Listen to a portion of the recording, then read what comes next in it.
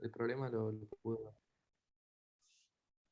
Bien, ustedes, los que ya tienen aprobado la parte A del segundo parcial, ya están en condiciones de hacer la parte B, y como ya lo habremos dicho varias veces, lo pueden hacer hasta el viernes de esta semana inclusive. Aquellos y aquellas que no hayan logrado todavía la aprobación del parcial 2A o bien del primer parcial, tienen posibilidad de recuperar, y entonces la parte B del parcial 2 la pueden rendir o bien en diciembre o bien en febrero, y por supuesto teniendo la posibilidad de promocionar la materia. Manuel, con 5 se aprobaba la versión 2A, que era la versión más corta. Si tenías aprobado el parcialito de la unidad 5, tenías que hacer la versión más corta del parcial 2A, y con 5 se aprueba. Los que hicieron la parte y las que hicieron la parte, la versión más larga, porque no tenían aprobada el parcialito de la unidad 5, aprobaban con 6, porque tenían más ejercicios. Muy bien, vamos a arrancar. ¿Alguna preguntita? No hay problema, Manuel. Si pasa lo mismo para el recuperatorio. Exacto, sí. Para el recuperatorio es lo mismo, porque los que tienen aprobado el parcialito 5, el parcialito de la unidad 5, siguen con ese, entre comillas, beneficio. Así que cuando hagan el recuperatorio también van a tener dos versiones. La versión corta, la versión larga. La versión corta se aprueba con 5, la versión larga con 6. ¿Quedó claro? Sí. Muy bien. Cuando hablamos de test de hipótesis, cuando lo vimos al comienzo, vimos que se pueden formular hipótesis estadísticas que son una afirmación con sentido. ¿Están viendo? No, esperen que me olvidé de compartir pantalla.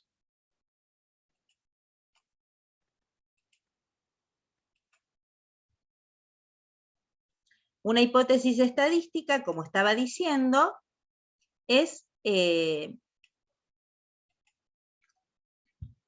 cualquier afirmación que tenga sentido sobre una población estadística o sobre varias poblaciones estadísticas. Como vimos también en su momento, las afirmaciones que alguien haga sobre una determinada población o varias poblaciones pueden ser sobre parámetros o no. Si es sobre parámetros, las hipótesis se llaman paramétricas, que son las que estuvimos trabajando, que entraron, digamos, en el parcial 2, parte A, y también vimos test de hipótesis sobre diferencia de medias de dos poblaciones, que eso entrará o podría entrar en la parte B de este segundo parcial, y serían test de hipótesis paramétricos, justamente porque hacen referencia a parámetros de una o varias poblaciones. Los test de hipótesis no paramétricas son sobre hipótesis donde hablan, por ejemplo, acerca del tipo de distribución de probabilidades que puede tener una determinada población. Y a eso es lo que uno llama pruebas de bondad de ajuste. ¿Qué quiere decir pruebas de bondad de ajuste? Cuando uno tiene datos, que serían una muestra de datos, y quiere ver, para hacer algún tipo de predicción, ese conjunto de datos proviene de una determinada población, y entonces uno va a querer saber esa población qué distribución de probabilidades tiene, ¿no? ¿Por qué? Porque, por ejemplo, si de una determinada observación uno concluye, ya veremos cómo, que la población en cuestión es, por ejemplo, una distribución normal, entonces va a poder hacer predicciones sobre esa población a partir del estudio de esa muestra, y entonces uno va a poder estimar probabilidades sobre esa determinada población gracias a haber podido probar que esa población de donde proviene la muestra que uno tiene distribución normal. En cambio, si uno no puede avalar la hipótesis de que esa población tiene distribución normal, entonces no sabremos cómo hacer predicciones sobre esa población a partir de la muestra que tenemos. Entonces, lo de la bondad del ajuste es decir, ¿qué tan bien ajusta el modelo normal para explicar cómo se distribuyen las probabilidades en una determinada población? Por eso se llaman pruebas de bondad de ajuste. Las pruebas de independencia serían esas pruebas en donde uno va a tratar de establecer si dos poblaciones determinadas son independientes o no lo son. También están las pruebas de homogeneidad, como por ejemplo si uno estudiara dos o más poblaciones y tratara de ver si una determinada variable, qué sé yo, por ejemplo, la cantidad o la proporción de personas que padecen una determinada enfermedad, por ejemplo, la diabetes. Si la proporción de personas que padecen una enfermedad como la diabetes está distribuida en forma homogénea en las personas que son de origen, que son americanas, o que son europeas, o que son asiáticas, o que son africanas, ¿no? O sea, tratar de analizar si esa enfermedad se distribuye en forma homogénea en las 4 poblaciones o no. A eso llamamos pruebas de homogeneidad. Entonces, ¿nosotros qué vamos a ver dentro de las pruebas de bondad de ajuste? Vamos a ver, por ejemplo, si una muestra que tenemos, podemos decir que proviene de una población normal, o si proviene de una población uniforme, o si proviene de una binomial, o si proviene de una de Poisson, o si proviene de una exponencial negativa, que son esas poblaciones que nosotros hemos estudiado de forma individual a cada uno de esos modelos. Todas estas pruebas se las conoce o se las resume en un título general, que son las pruebas chi cuadrado. ¿Por qué? Porque el estadístico de prueba que nosotros vamos a utilizar en ese tercer paso del test de hipótesis, que es cuando uno define con qué estadístico de prueba voy a trabajar, bueno, en el caso de los test de bondad de ajuste, de las pruebas de homogeneidad y de los test de independencia, siempre se va a recurrir al mismo estadístico de prueba. Cuando digo el mismo, es a la variable chi cuadrado. Lo que va a variar en cada uno de los casos serán los grados de libertad, que es ese parámetro que la aplicación del celular llama B corta y que ustedes tienen que cargar cada vez que van a trabajar con la distribución de chi cuadrado. Entonces, según sea el caso, lo que va a variar es con qué grados de libertad uno va a trabajar. Pero siempre, siempre van a ser pruebas chi cuadrado. Profe, sí. entonces las pruebas de bondad de ajuste sirven más que nada para saber si las pruebas tomadas vienen de una normal, de una uniforme, o cuál sea su distribución. Exactamente. Exactamente. De eso se trata. Entonces, el estadístico de prueba, como recién les decía, es la variable chi cuadrado que tiene esta fórmula, donde ¿qué significa cada una de estas expresiones? La F minúscula es frecuencia absoluta, como la usamos cuando estudiamos en la unidad 1, estadística descriptiva, ¿no? Utilizamos la F minúscula para nombrar a las frecuencias absolutas. ¿Qué quiere decir? Esa cantidad de veces que uno observa un determinado dato. ¿Y qué es la O? Bueno, la O es de observada, la frecuencia absoluta observada. Y la E, que es la misma que está arriba y abajo, es la frecuencia absoluta esperada. ¿Qué sería? Nosotros vamos a tener una muestra, y ahora lo vamos a ver en un ejemplo, y espero que con el ejemplo uno vaya entendiendo bien los conceptos. Uno va a tener una muestra concreta, y en esa muestra va a tener lo que se llaman las frecuencias observadas. Vamos a ver cuántas, depende del tamaño de la muestra, y depende del tipo de problema.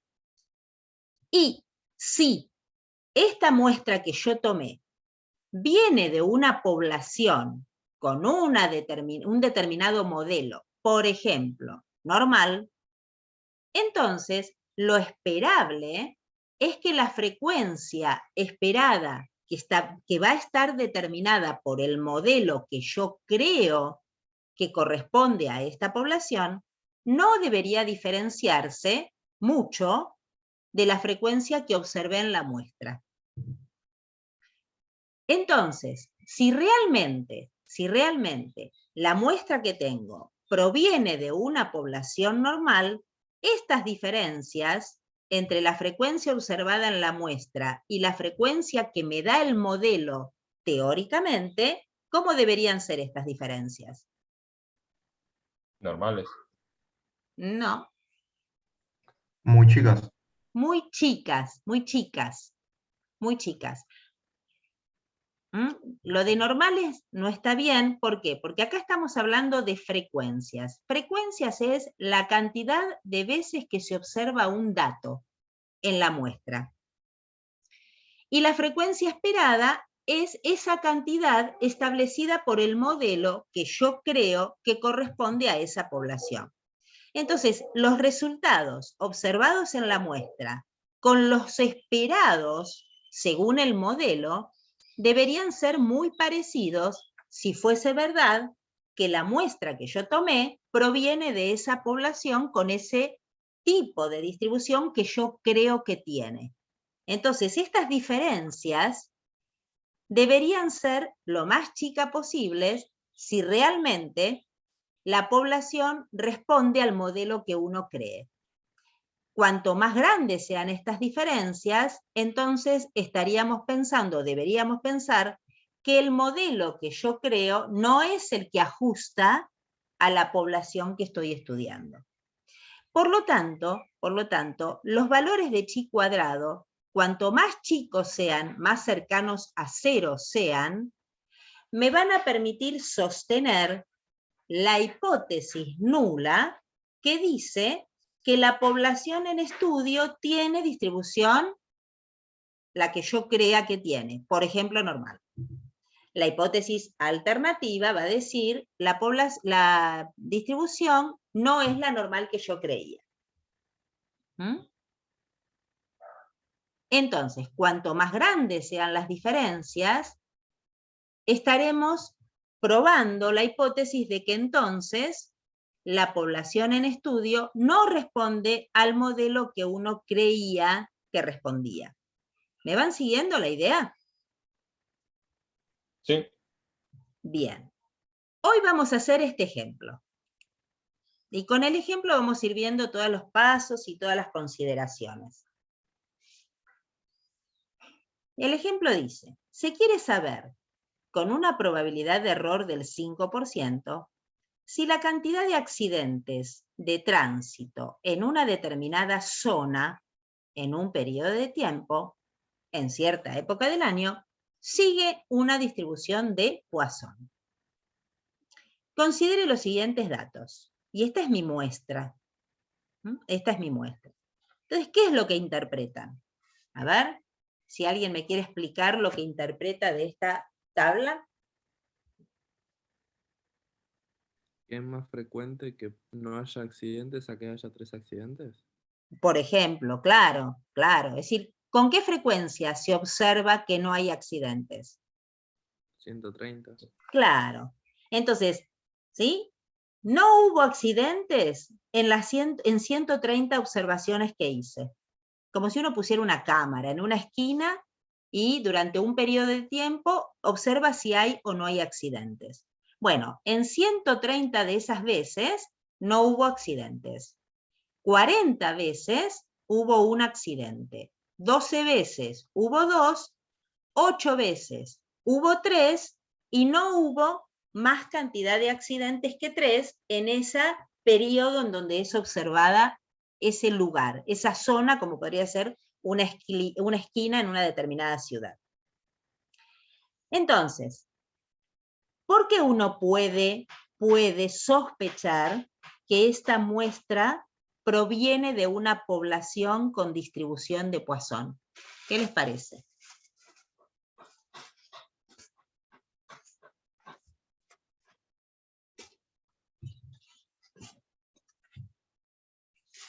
Y porque si graficamos, ¿no? Esta tabla Sí, es muy parecido a esa distribución, a la digamos. distribución de Poisson. ¿Se acuerdan qué nombre recibe la distribución de Poisson?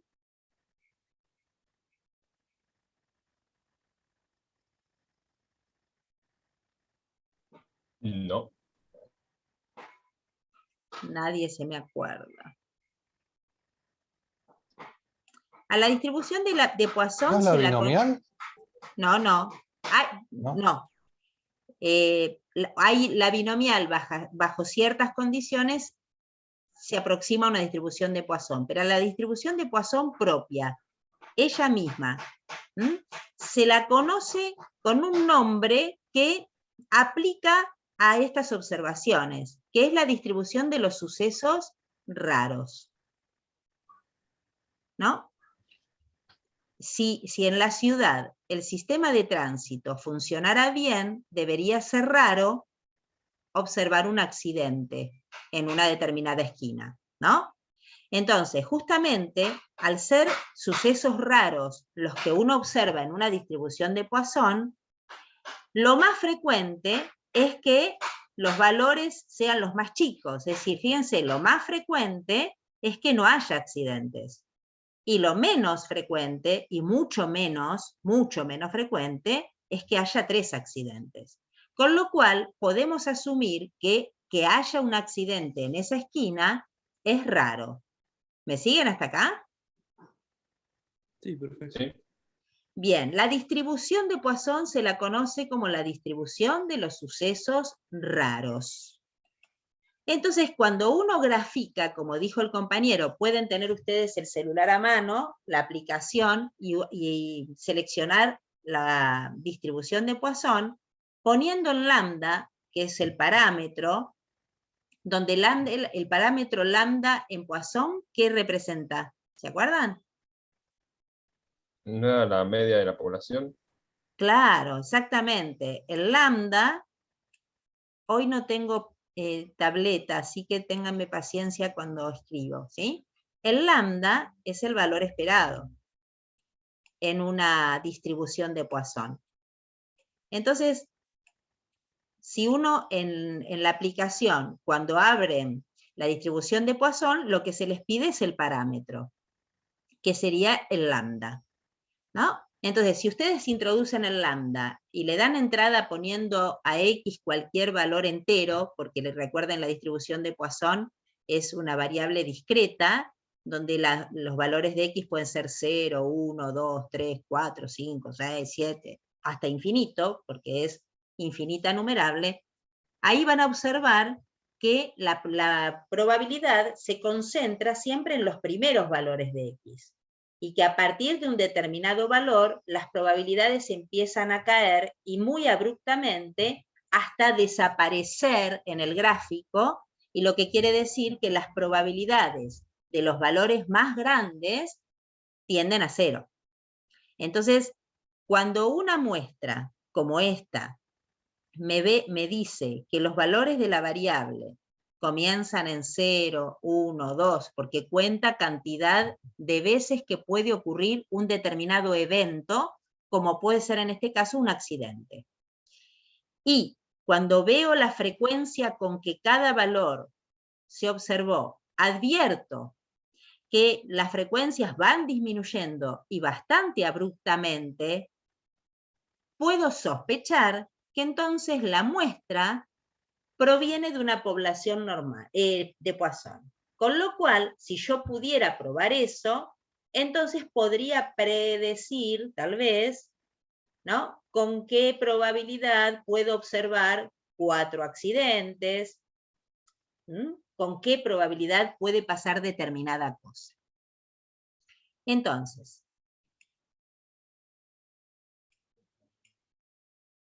acá nosotros tenemos las frecuencias observadas, ¿sí? Y esas son las que acá van a ir variando, ¿ven? Las frecuencias observadas, la 1 es 130, que es 130 veces no hubieron accidentes.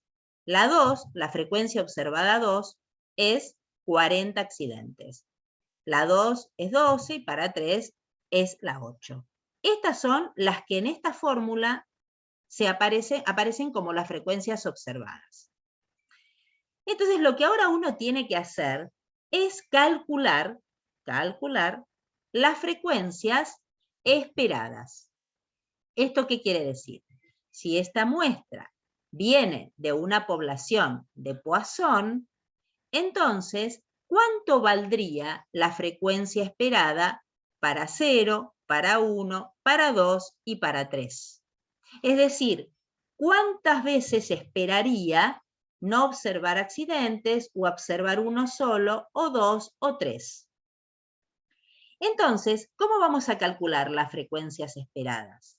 Usando el modelo de Poisson, que para eso lo tenemos aquí abajo. Recordemos, aunque por ahí no la usemos la fórmula, porque ustedes, inclusive yo, estamos acostumbrados a usar ahora la aplicación del celular, pero este es el modelo, donde el lambda, como a uno de los compañeros recordó muy bien, es el valor esperado de la distribución de esa población. Entonces, si nosotros pudiésemos calcular, miren cuál es la idea, yo igual después vamos a ir paso a paso mostrándolo. Si nosotros pudiésemos calcular para cada valor de X, es decir, para 0, para 1, para 2 y para 3, la probabilidad correspondiente, que es con esta fórmula o bien usando la aplicación del celular, entonces tendríamos la frecuencia pero relativa. Por ejemplo, a ver, supongamos que yo les digo, háganlo con la aplicación del celular que lo hacen rápido.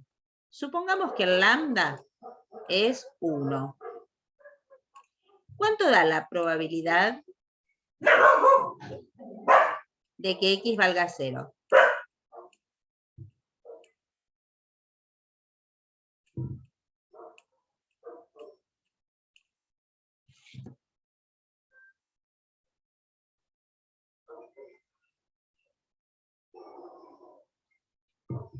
Cero coma 36788. 0,36. Pongo 0,37, ¿está bien la aproximación? Para no escribir tantos, viste que no tengo tableta y me está costando. ¿Está la aproximación? Sí, sí, perfecto. Bien, bien. ¿Cómo interpretamos esto en la población? Que en el 37% de las veces que yo observe durante un tiempo si hay o no hay accidentes en esa esquina, no va a haber accidentes. ¿Ven? X igual a 0 es que no hay accidentes. Entonces, si este fuese un resultado de la población, la interpretación sería esa. En el 37% de las veces que observé, no encontré accidentes.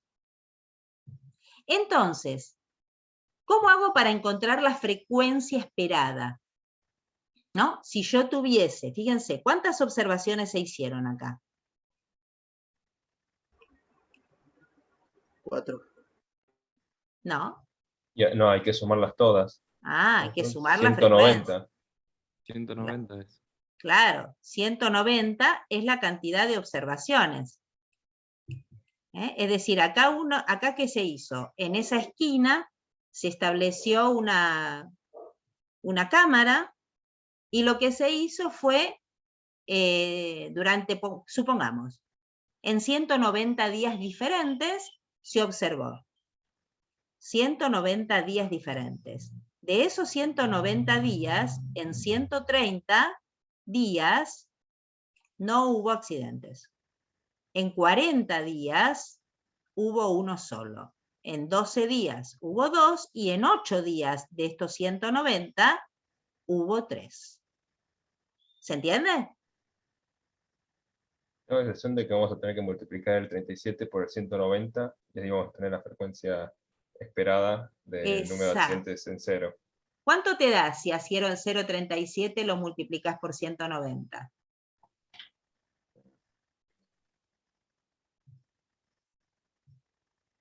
¿70.3?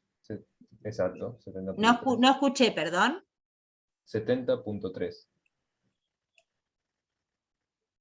70.3. Y eso sería la frecuencia esperada, según el modelo. Entonces, la frecuencia observada es la que me da la muestra, y con el modelo uno calcula las probabilidades y multiplicando por la cantidad de observaciones tendría la frecuencia esperada. Este cálculo ahora lo voy a borrar porque no es el que tenemos que hacer. ¿Por qué? Porque ¿cómo calculamos este 0,37? ¿Cómo llegamos acá? Haciendo la aplicación. Sí, ¿y qué pusiste en la aplicación? ¿Qué El dato? lambda igual a 1. El lambda igual a 1. Y nosotros en el problema, ¿sabemos cuánto vale lambda? No. No. Y entonces, ¿cómo voy a calcular las probabilidades si no conozco el lambda? Y lo suponemos. ¿Y cómo lo supones? Cuando no sabemos algo, lo podemos suponer igual a 1. Ah, no. ¿No? No. ¿Por qué igual a 1 lo vas a suponer? Para que sea cómodo. Para que sea cómodo. Sí, porque si no, la otra forma de obtener lambda ¿Sí? se podía hacer con el alfa por el tiempo, pero acá Sí. no tenemos eso. No lo tenemos. Porque, ¿Por qué? Porque no tenemos datos poblacionales. Nosotros tenemos datos muestrales. Lo que nosotros tenemos es esta tabla, que es una muestra. Entonces, ¿hay manera de saber cuánto vale lambda? No se no que podría yo hacer sepa. una estimación del Ah, parámetro. me encantó, una estimación. ¿Y cómo estimarías a lambda?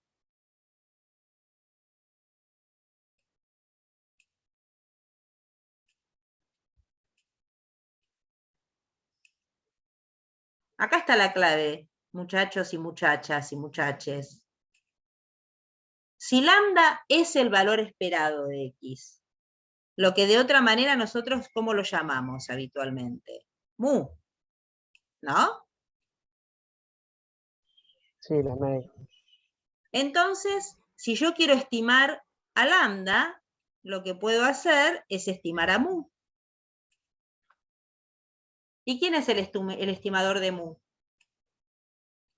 X barra. X barra. Este color sobre este gris no se nota mucho. X barra. Entonces, como el parámetro lambda no lo conocemos, entonces lo voy a estimar. ¿Y cómo estimo el parámetro lambda? Bueno, en Poisson, el parámetro lambda es la media poblacional. ¿Y cómo estimamos a la media poblacional? Con la media muestral, que es su mejor estimador porque es insesgado, consistente, eficiente y todo lo que ya hemos visto y dicho un montón de veces. Entonces, a este lambda lo voy a estimar. ¿Me pueden decir cuánto vale lambda si es X barra?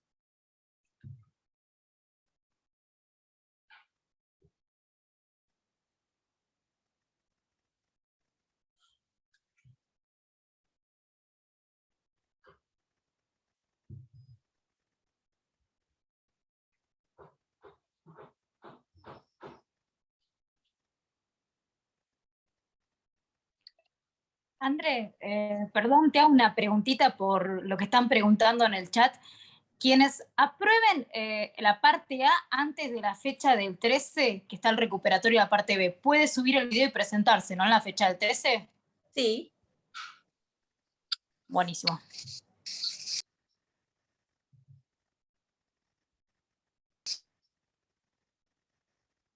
Cuando tengan el valor de X barra, avísenme, por favor.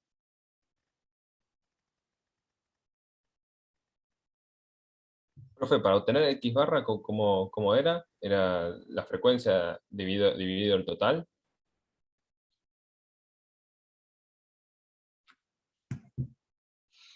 ¿Cómo la frecuencia dividido el total? Quise decir, por ejemplo, 130 dividido 190. ¿Y el 130 qué es? Ah, ya vi. ¿Y eso qué? ¿Qué te daría 130 dividido 190? 0.68. ¿Pero qué significa?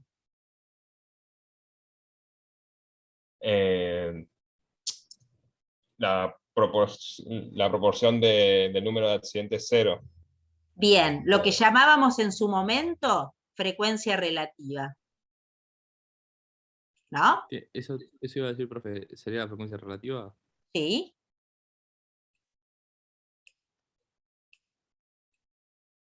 La frecuencia relativa. Eso se puede calcular. La frecuencia relativa es 130 dividido 190. Y eso da un número decimal, obviamente. Pero mi objetivo es calcular el promedio de los valores de X. Eso es X barra. El promedio de la muestra. Es decir, hay que promediar estos valores. Cuando tenga el resultado de el estimador de lambda, que es el X barra, esto me va a dar un número, que ¿qué va a representar? La media de la población. La medida, No. claro, de toda la población. No, es una estimación de la media de la población, no es la media de la población. La media de la población es el parámetro mu, que desconocemos y nunca sabremos cuánto vale. El X barra es una estimación de ese número. Pero, ¿qué representa el X barra cuando lo calculemos? ¿Qué me va a dar? ¿La cantidad promedio de qué? De los accidentes. De accidentes. ¿En qué periodo? Y en esos 190 días que observamos. Entonces, el X barra es un promedio de estos valores. ¿Pero es un promedio simple o tiene que ser un promedio ponderado? Y ponderarlo porque cada uno pesa diferente. Exactamente, así que lo que ustedes tienen que calcular es el promedio ponderado de estos valores. Que lo que quiere decir es sumar todas las veces que se observó el 0, más todas las veces que se observó el 1, más el 2, más el 3, dividido, ¿cuánto? 190. 190. Eso es X Claro. barra. Entonces, una manera de calcular el X barra, una manera es a 0 multiplicarlo por ¿cuánto? 130. Por 130. ¿Y eso? ¿Y Eso le cómo sigo? sumamos 1 por 40, o sea, le sumás 1 por 40, claro. 1 Más. por 40, más, Más 2 por 12, sí, más 3 por 8, sí. dividido 190. Muy bien. 0.39, profe. 190. ¿Y eso cuánto dijiste que da? 0.39.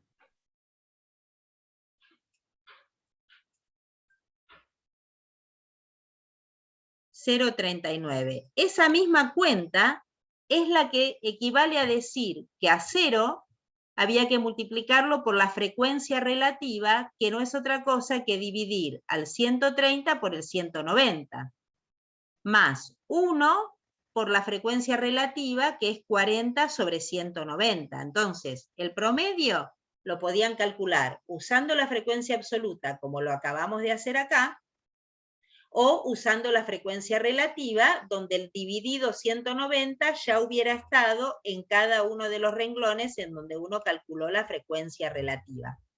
¿Me siguen? Sí, Sí. perfecto. Entonces, ¿todo el mundo entiende que una estimación de lambda es X barra y dio 0,39? ¿Todo el mundo coincide con este resultado? ¿Cómo lo sacó, profe, ese 039? Se me entrecó Acá el está, internet. mira. disculpe. Acá está la cuenta, acá a la derecha. Esta. Promedio ponderado, Ahí, Ah, listo. promedio ponderado de los valores de X. 0 por 130, más 1 por 40, más 2 por 12, más 3 por 8, todo eso dividido la cantidad de datos, que son 190. Me da 0,46 a mí, no sé si... sí, a Bueno, mí también, necesito a alguien para desempatar entonces. Alguien dijo a mí me dio también. 0,46.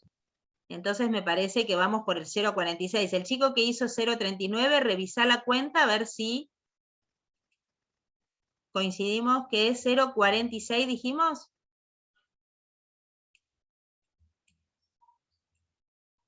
Sí, profe. 0,46. ¿No? Dio un Profe, ahí lo resultado. dices, 0,46,30. Sí, Profe, 0,46. Bueno, entonces, reducido a 2 decimales, ¿está bien la aproximación? 0,46. Sí, porque Perfecto. viene 3,31. Perfecto, lo dejamos en 0,46. Entonces, ¿es un resultado lógico con estos datos?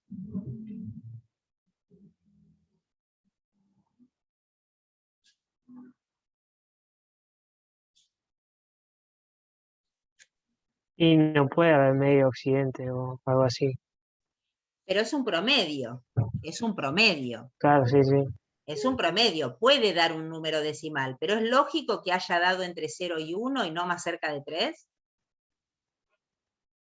Ah, sí, es Y lógico sí, porque tiene más frecuencia el 0. Exactamente, exactamente. Mirando estos datos, vemos que el 0 es el valor mucho más pesado que todos los demás, y luego sigue el 1 como valor más pesado. Así que es muy lógico que el promedio me haya dado un valor entre 0 y 1. ¿Está bien? Y encima, más cerca de 0 que de 1, justamente porque el 0 es más pesado que todos los demás. Así que este resultado es lógico. Entonces ahora que sí tenemos un valor estimado de lambda, calculen nuevamente cuánto da la probabilidad de X igual a 0, pero ahora con un 0,46, no con el 1 que hicimos antes.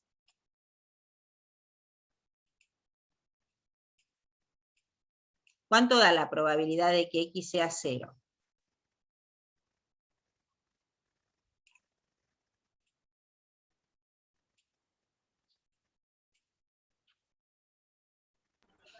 Cero 0,63, profe. 0,60. 0,68. A ver. Alguien para desempertar. 0,63, 0,68.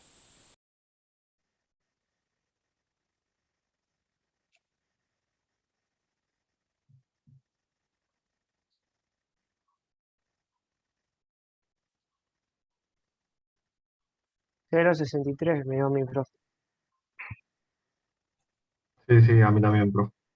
0,63, 128, ¿no? 130 sobre 190. No, no, no, no, no. El lambda ya está estimado. El lambda es 0,46. Esto lo tenés que poner en la Sí, aplicación del profe. celular, en el lugar de lambda, y calcular la probabilidad con la aplicación. Ah, no, está bien. Por eso, no, está bien. Está perfecto, está perfecto. Bien. Y ahora que sabemos que la No, está probabilidad perfecto, está perfecto. es 0,63. 0,63, ¿cuánto sería entonces la frecuencia?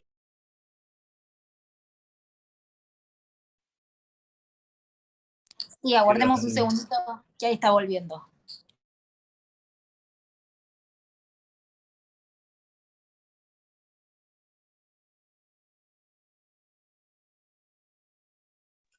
¿Me Profe, escuchan? no sé si estás hablando, ahora sí, ahora sí. Sí, sí, bárbaro, gracias.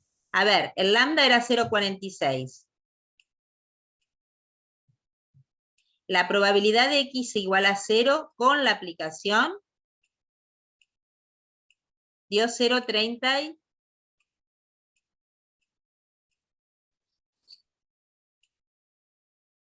Tengo problemas con internet, chicos, perdón.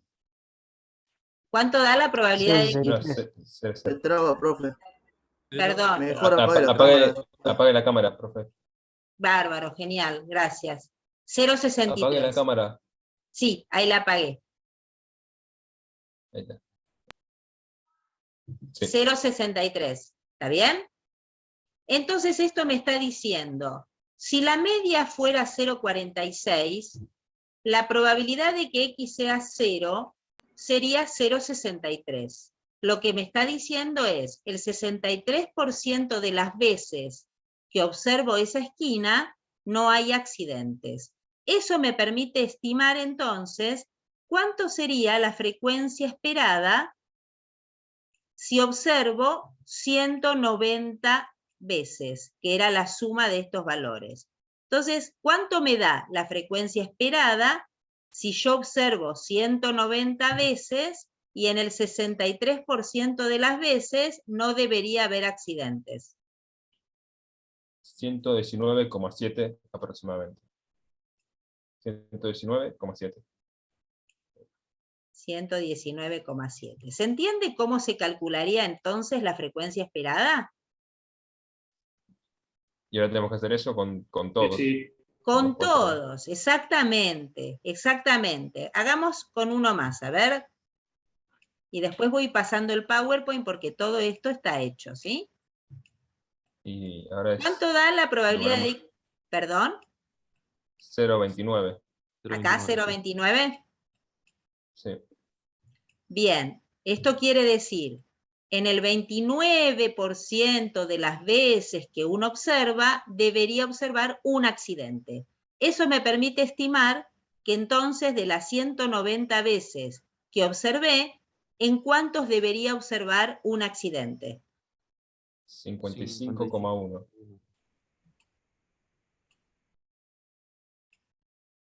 Ahí está. Y si completáramos este proceso con x igual a 2, con x igual a 3, tendría las frecuencias esperadas y entonces acá uno observa que obviamente siempre va a haber diferencias entre la frecuencia observada, esta es la frecuencia observada, y esta es la frecuencia esperada que se calcula usando el modelo, que en este caso es de Poisson, y para poder usar el modelo de Poisson necesito tener estimado su parámetro. Poisson tiene un parámetro solo que es lambda, lo estimé con x barra y con eso calculé las probabilidades, mejor dicho, estimé las probabilidades y con esas probabilidades multiplicadas por la cantidad total de observaciones, que es el 190, estimamos las frecuencias esperadas. Entonces, ahora uno estaría en condiciones de calcular este valor de chi cuadrado, que sería el valor observado de chi cuadrado, que sería hacer a 130, que es el número que iría acá, le tengo que restar el 119,7, esa diferencia elevarla al cuadrado y dividirla por 119,7. Más, porque es una sumatoria, lo mismo para cada renglón. A 40 hay que restarle 55,1, esa diferencia elevarla al cuadrado y dividir por 55,1. Cuando uno termina, tiene el valor chi cuadrado observado. ¿Qué dijimos? Que esas diferencias, si realmente el modelo de Poisson fuese el adecuado para explicar a esta muestra y por lo tanto para poder hacer predicciones, estas diferencias deberían ser lo más chica posibles y por lo tanto el valor de chi cuadrado debería estar cercano a 0. Si estas diferencias son grandes, lo que me está diciendo es que el modelo me daría frecuencias esperadas muy distintas de las que observé, y eso me llevaría a pensar que el modelo no es el adecuado. ¿Me van siguiendo? Sí. Bien. Eso me hace pensar entonces que la región crítica, cuando nosotros la calculemos, la vamos a tener en la distribución de chi cuadrado a la derecha siempre. ¿Por qué? Porque si este valor observado es mucho mayor que 0, entonces ese resultado me llevaría a pensar que hay diferencias significativas entre las frecuencias observadas y las frecuencias esperadas. Y eso me llevaría a rechazar que el modelo que explica al número de accidentes que ocurren es de Poisson. Entonces, voy a borrar lo que está escrito y vamos a ir avanzando el PowerPoint. Ahora voy a ir a un Excel que no tengo bien hecho el hipervínculo, así que lo voy a seleccionar desde acá. En este Excel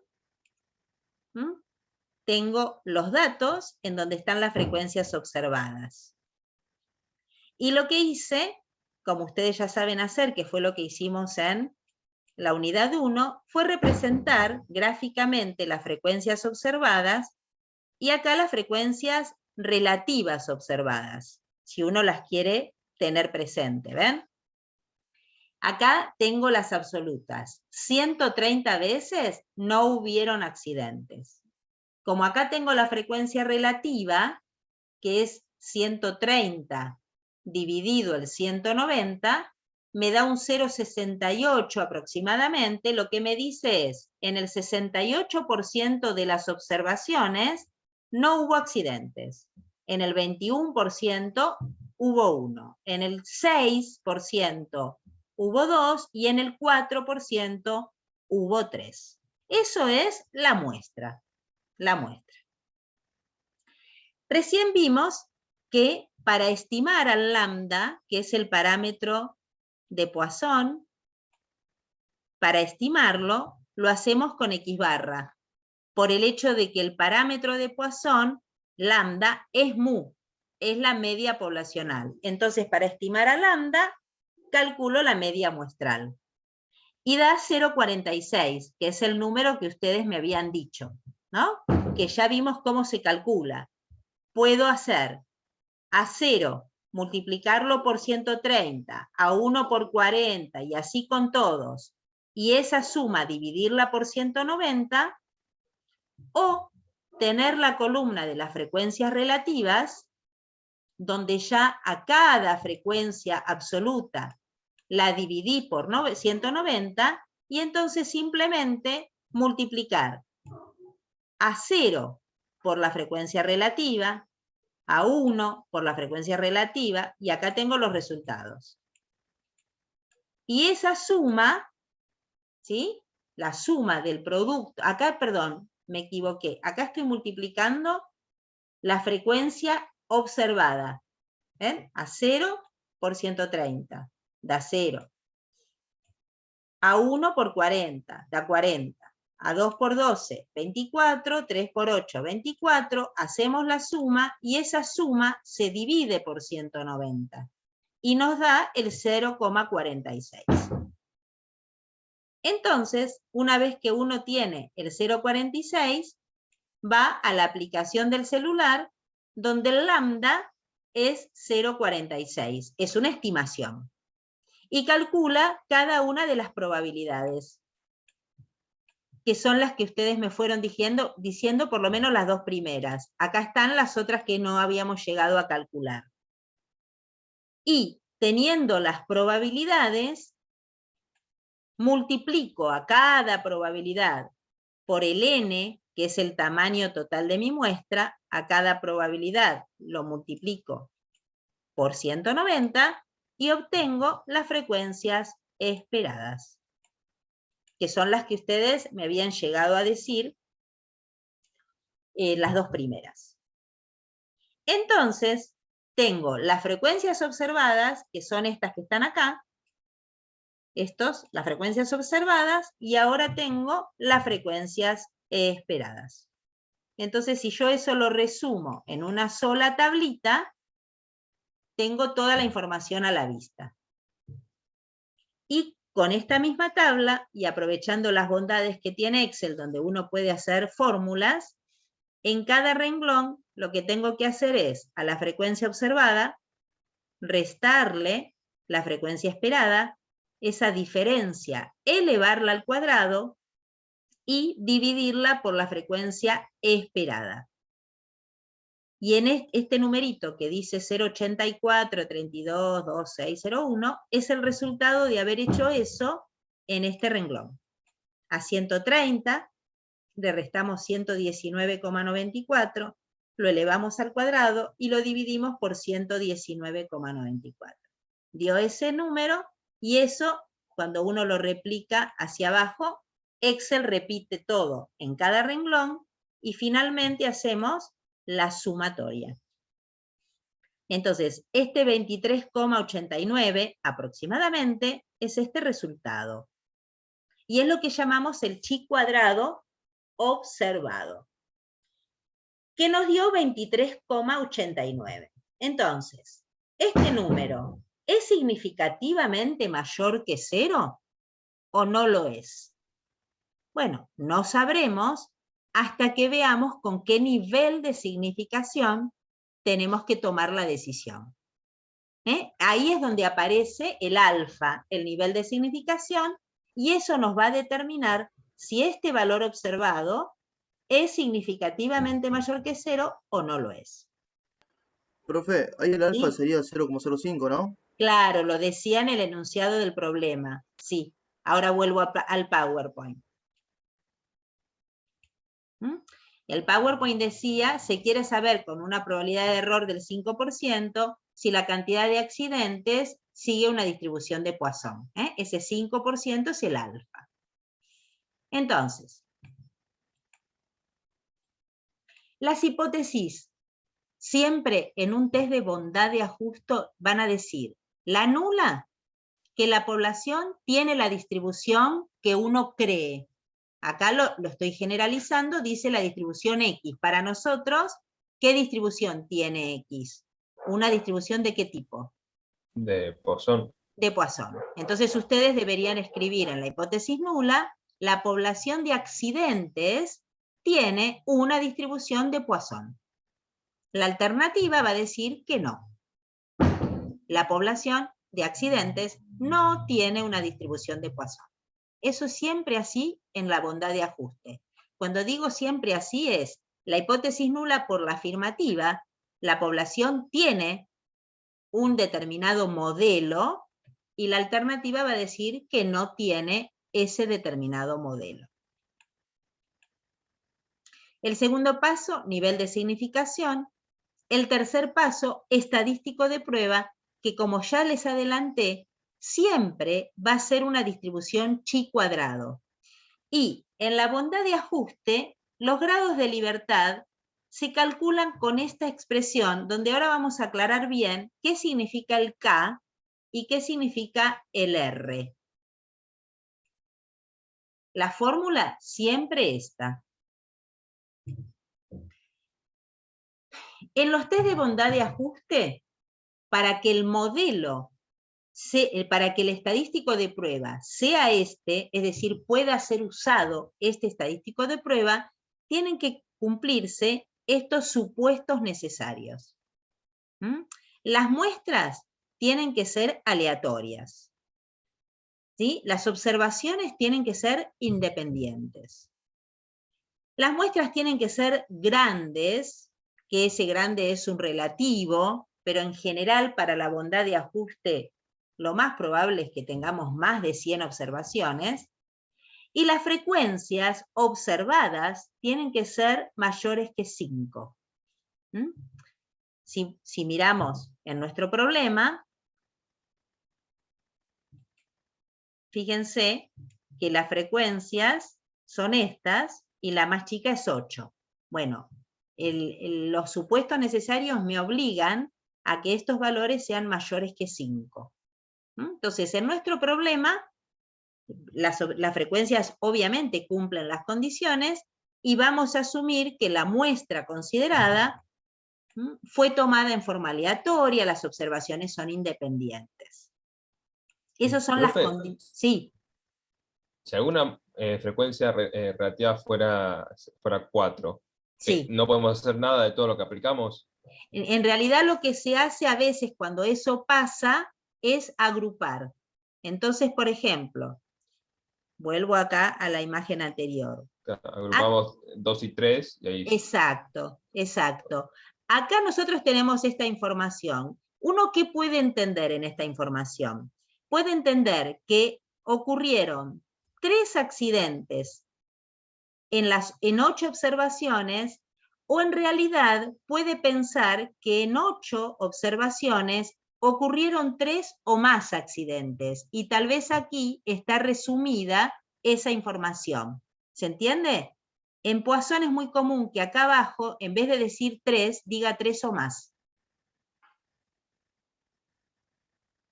¿Se entiende lo que digo? Sí. Si acá dijera así como dice, y como vos bien dijiste, acá hubiera dicho en vez de un 8, hubiera dicho un 4, entonces tenemos que agrupar estos 2 renglones. Y entonces acá debería decir 2 o más, y acá debería decir 20. ¿Quedó claro eso? Sí. Bien, buena tu pregunta, así eso queda más claro. En el cuarto paso, bueno, antes del cuarto, uno va a tener la muestra particular, que es una matriz de datos. La matriz de datos uno la va a tener que resumir en una tabla de frecuencias. En nuestro problema, como recién les mostraba, los datos nosotros ya los tenemos resumidos en una tabla de frecuencias. Si en un problema a ustedes le hubieran dado los datos en bruto, en una matriz, donde esa matriz está llena de ceros, de unos, de dos y de tres, tienen que hacer el resumen en una tabla de frecuencias. Porque cuando uno usa pruebas chi cuadrado, aparecen las frecuencias. Entonces, sí o sí, tabla de frecuencias. En esa tabla de frecuencias voy a tener lo que llamamos las frecuencias observadas. ¿Qué es K? K es la cantidad de clases de datos, es decir, la cantidad de datos diferentes en la tabla de frecuencias.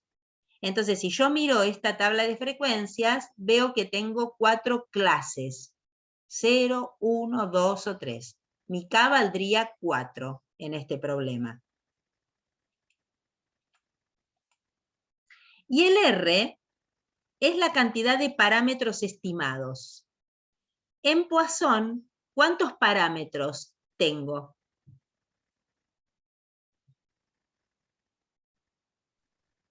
Uno solo, que es el lambda, y que ya vimos que lo estimamos con X barra. Entonces, el R en nuestro problema va a valer 1, porque en Poisson siempre hay solo un parámetro para estimar.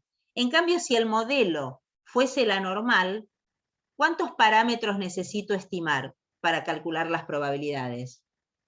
2. 2, que son el mu y el sigma. Entonces, en ese caso, el R valdría 2.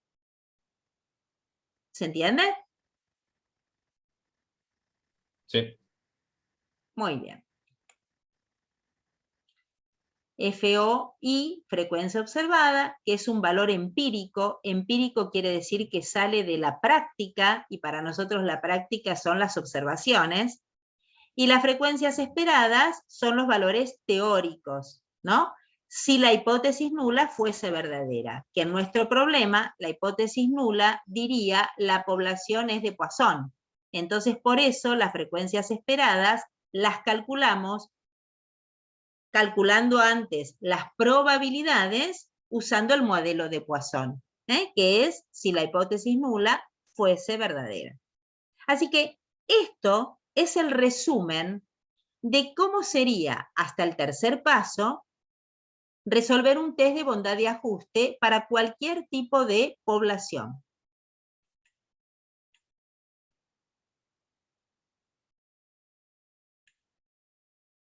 ¿Ven? Entonces, esperen que voy a eliminar la barra de abajo, así se ve.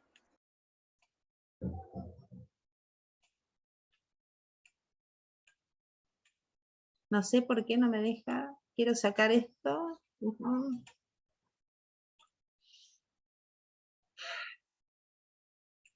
Ahí está. Entonces, las frecuencias esperadas se calculan usando la distribución que corresponde a nuestro problema de Poisson. Y los parámetros de la distribución, en este caso uno solo que es lambda, se estiman con los datos muestrales, y en el caso de Poisson, como lambda es mu, que es el valor esperado, se lo estima con X barra. Muy bien. En este problema, K vale 4. Y el R valía 1. Entonces, en general, acá tenemos toda una explicación en general, pero que nosotros ya en particular ya vimos cómo se hace. Las frecuencias relativas observadas, uno puede calcular, aunque no son necesarias, y esas frecuencias relativas observadas equivalen a la estimación de las probabilidades.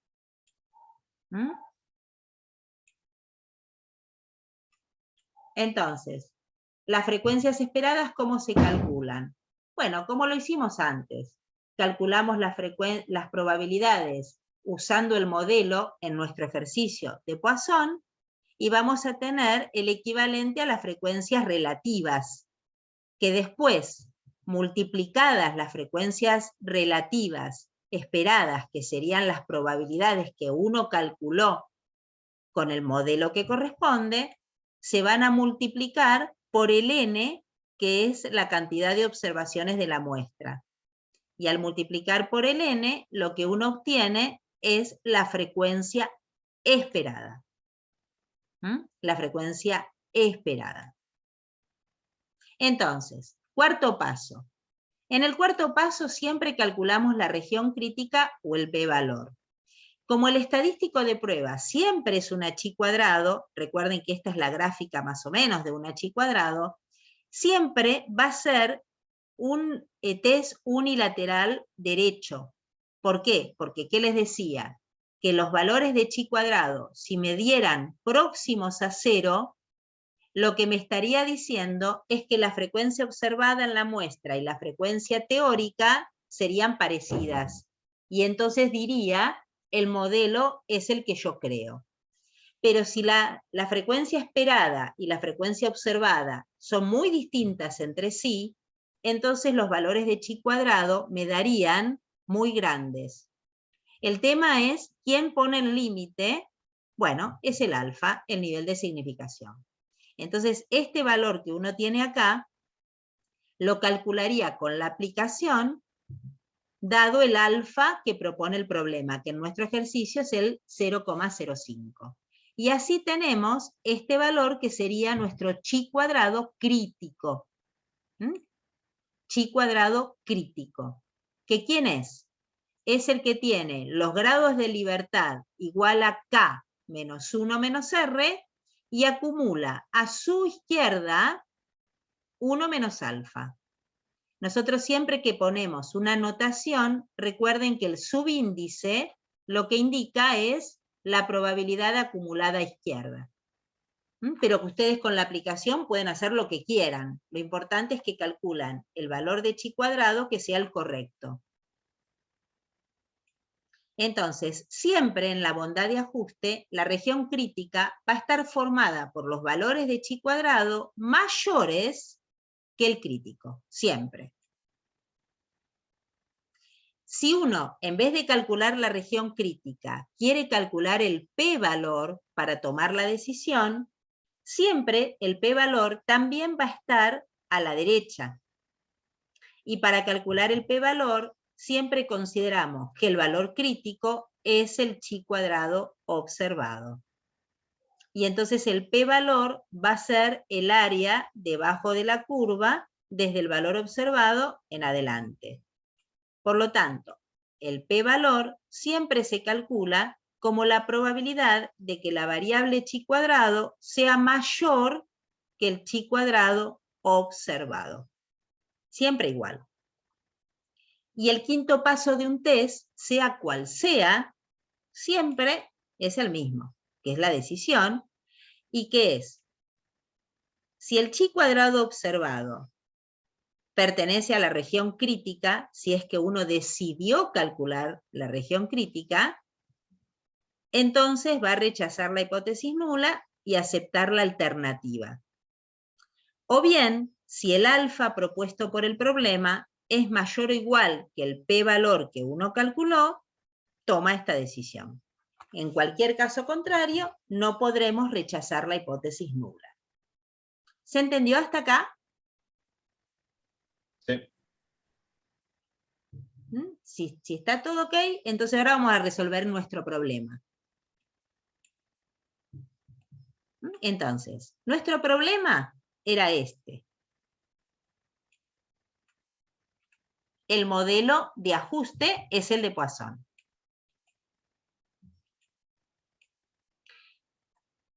La hipótesis nula dice la población tiene una distribución de Poisson y la alternativa va a decir que no tiene una distribución de Poisson.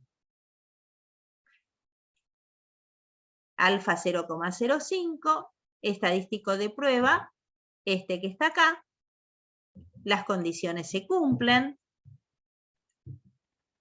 si la hipótesis nula es verdadera. ¿Cuánto vale el chi cuadrado observado? Bueno, ya habíamos visto cómo lo calculamos en el Excel. ¿Sí? ¿Se entiende eso? ¿Hasta acá me siguieron? ¿No era 23,89? Vamos a verlo en el... Bien, lo corroboramos mirando el Excel. Ahí está, es este, el 23,89. Es decir, tienen que hacer toda esta cuenta calculando las frecuencias esperadas antes con la estimación de lambda igual al X barra, donde el X barra nos había dado 0,46. Así que este es el observado, el chi cuadrado observado. Acá está lo importante de todo lo que se hizo en el Excel. ¿Ven? Se estima el lambda como el X barra, que es 0,46, y con la aplicación se calculan las probabilidades. Y después la frecuencia esperada se calcula multiplicando cada probabilidad por la cantidad de observaciones, que es 190, el n que está acá. Y así tenemos las frecuencias esperadas y con la formulita tenemos el valor de chi cuadrado observado. Entonces, vamos al cuarto paso. El K era la cantidad de clases diferentes de datos, en nuestro problema es 4. El R, la cantidad de parámetros que hubo que estimar, en el caso de Poisson, uno solo. Y la fórmula de los grados de libertad en la bondad de ajuste es 4, que es K, menos 1, siempre es menos 1, menos R, que vale 1 también. Los grados de libertad son 2, entonces uno pone aquí el 2. Si uno quiere calcular la respuesta... ¿Cómo, profe? ¿Sí? ¿Puede repetir eso último que dijo? Sí. Era, la fórmula era es... K menos R. Sí. K. K menos 1 menos R, dice la fórmula. Este 1 es la R. Igual el orden no importa, porque como es menos menos, es K menos 1 menos R. Es lo mismo que poner K menos R menos 1. Ah, ¿Bien? bueno, o sea, hay un menos 1 que va a estar siempre. Exacto. Exacto. Ok, gracias. De nada. Entonces, siempre la región crítica está a la derecha, y si quiero hallar la región crítica, tengo que poner el alfa. Si pongo el alfa, acá, tengo que tener seleccionada la opción X mayor que X. El área de la región crítica siempre es alfa.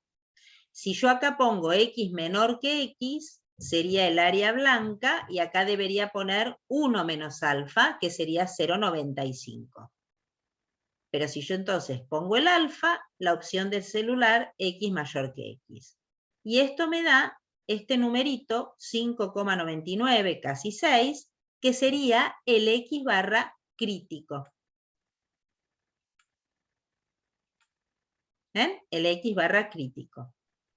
Por lo tanto, nuestra región crítica está formada por los valores de chi cuadrado que sean mayores que este número.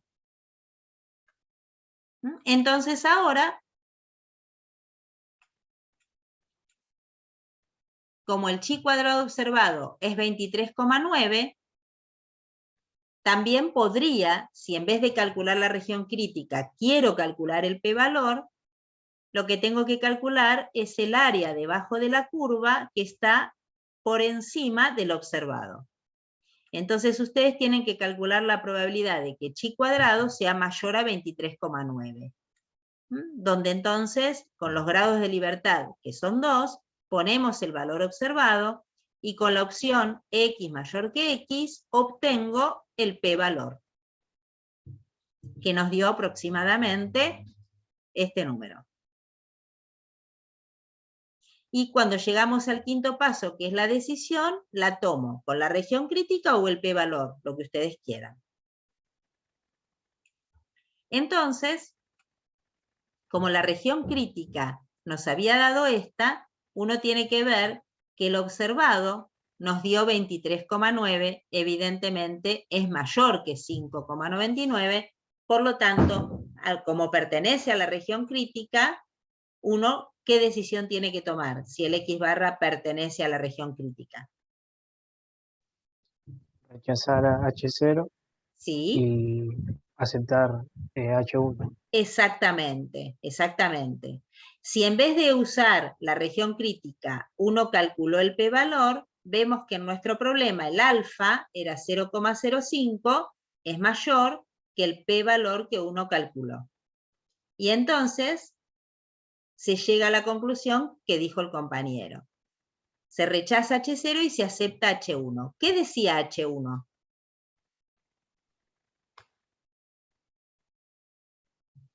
Que la no distribución tenía- no era de Poisson. Que la distribución no es de Poisson. Entonces concluimos que la distribución de los accidentes que ocurren en ese lugar en un periodo determinado no corresponde a una distribución de Poisson. ¿Se entendió? Profe, ¿puede mostrar una vez más cuando lo hizo con el valor A? Con el valor alfa. Sí, la región crítica, ¿decís? Claro. Sí. Profe, pero ahí cuando hacemos con el p-valor, ¿es más chico el p-valor que alfa? Sí. Y no se aceptaría... O sea, no se tendría que rechazar la hipótesis nula. Sí, sí. Estas dos cosas dicen lo mismo. Que el alfa sea más grande al p-valor, lo que está diciendo es que el valor observado pertenece a la región crítica. Así que revisá cuando estudiamos p-valor y cuando vimos la regla de decisión con el p-valor, que si el alfa es más grande al p-valor, se rechaza la hipótesis nula y se acepta la alternativa.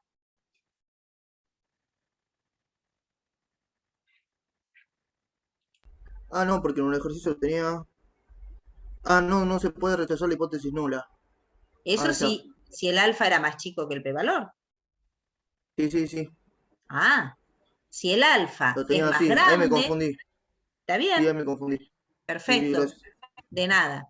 Si el alfa es más grande que el p-valor, si yo ahora unifico los dos dibujos en uno solo, fíjense que acá el p-valor casi en el gráfico no se puede percibir porque es muy pequeño y es a la derecha de 23,9. Fíjense que acá tenemos el 20, 23,9 andará por acá, el área debajo de la curva allí casi no se percibe. Entonces, acá tenemos el valor observado, el 23,9. Y la región crítica, cuando la calculamos, que ahora vuelvo para atrás, que me lo pidió uno de los compañeros, la región crítica nos había dado a la derecha de 5,9, casi 6, o sea, por acá. Sí, está Entonces, recontra adentro. claro, este es el alfa, el área bajo la curva, alfa, 0,05. Y el observado está acá. Entonces, que el p-valor sea más chico que el valor de alfa, lo que me dice es que el valor observado está dentro de la región crítica. Por eso, la decisión es rechazar la hipótesis nula y aceptar la alternativa. Vuelvo para atrás porque me lo pidió uno de los compañeros, donde calculamos la región crítica. Acá está. ¿Cuál es la duda o cuál era la pregunta?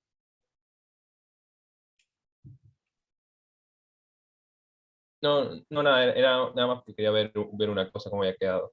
Ahí está. Ah, bueno. ¿Ven? Acá ponemos el alfa. Este 0,05 es el alfa, que es el área que está a la derecha del valor crítico. Entonces, si yo pongo alfa en la aplicación, va siempre la opción x mayor que x. Y este es el número. ¿Alguna duda?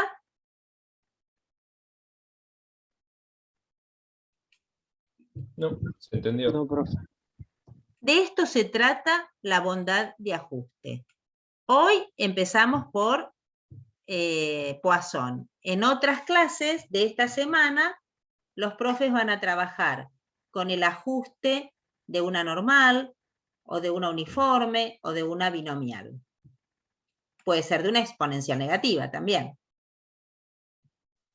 Profe, los videos se van a subir al drive ese que tenemos nosotros, ¿no? Sí, vamos a, digamos, yo lo voy a subir a la carpeta de los lunes. Ustedes tienen acceso a todas las carpetas. Entonces, este video va a estar subida en la carpeta de los lunes de la noche, que es segundo 52 y segundo 51. Pero ustedes pueden pueden ingresar a la carpeta de los martes, de los miércoles y de los jueves para ver todas las clases grabadas.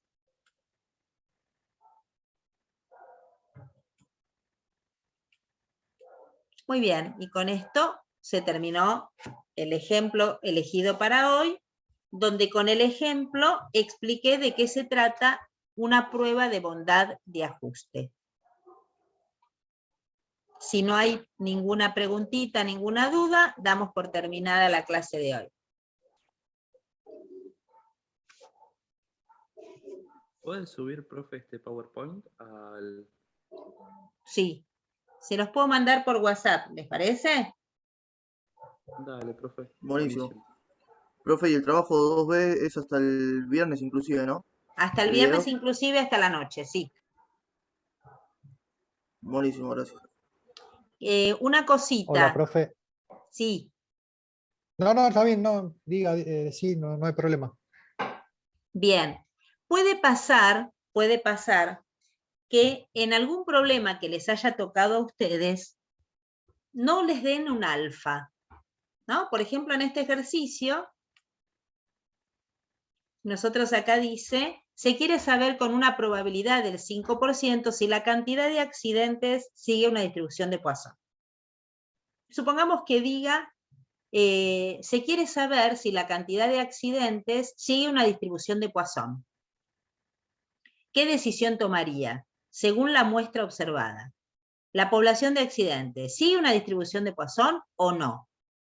Si no me dan el alfa,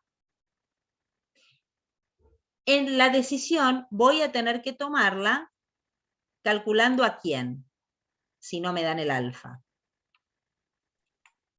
Al p-valor, y ahí tenemos el límite. Ahí está. Así que no asustarse si en un problema no me dan el p-valor, no me dan el alfa. Entonces, ustedes van a tener la obligación de calcular el p-valor, que en nuestro problema nos había dado 0,0001, y con un p-valor tan chiquito, ¿cómo va a ser? ¿Cuál va a ser la decisión? Cualquiera sea el alfa que proponga el problema. Iba a ser siempre falsa si el p-valor es tan chiquito.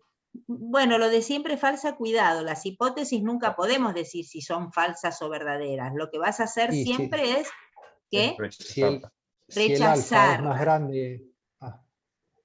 Claro, Claro, si en el este alfa caso, es más por ejemplo, grande, si el alfa es más grande que no, en 0, este caso, por ejemplo, ¿perdón? ¿Sí? Decime. no, que en este caso, pues, como el p-valor es tan chiquito, da casi igual el alfa que le pongamos, porque generalmente se pone 0,01, 0,05, y entonces casi siempre se va a dar de que se rechace H0 y se acepta H1. Exactamente, con un p-valor tan chiquito como este, la conclusión es que la hipótesis nula tiene que ser rechazada. Y por lo tanto concluimos que la población de accidentes no sigue una distribución de Poisson. Entonces, cuando el p-valor es tan pequeño, ni siquiera tengo que decir si el alfa es más grande que este número. Es decir, concluyo que hay que rechazar la hipótesis nula. Muy por el contrario, si el p-valor me hubiera dado 0,43, ¿qué conclusión tomo? ¿O qué decisión tomo? Si el p-valor me hubiera dado 0,43.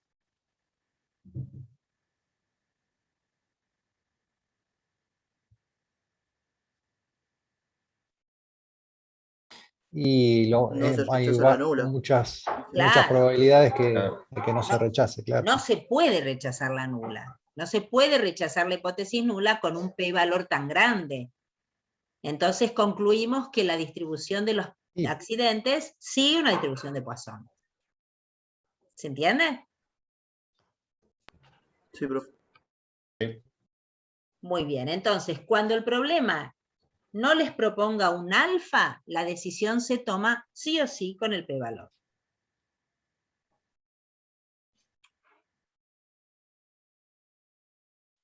Muy bien. Si les parece, nos despedimos. Nos mantenemos en contacto, les subo el PowerPoint. Sí. Yo no sé, quería hacer una... ¿Sí? No, cuando yo quería hacer unas consultas sobre el parcial. No sé Sí. si se podrá ahora o una de las clases, un día de las clases de apoyo.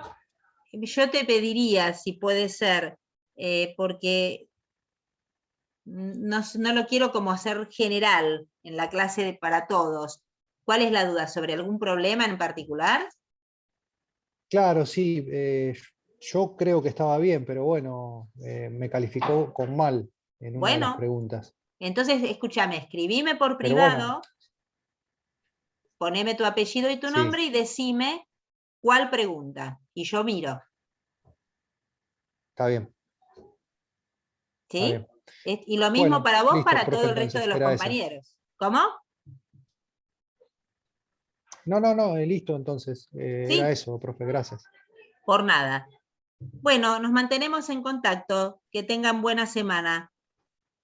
Bueno, profe, Bueno, muchísimas profe, gracias. Hasta luego. gracias. Buenas Hasta noches, luego. chicos. Buena semana. Chau. Hasta luego. Chao, Mari. Chao, Andrea. Gracias. Hasta luego. De nada. Chao.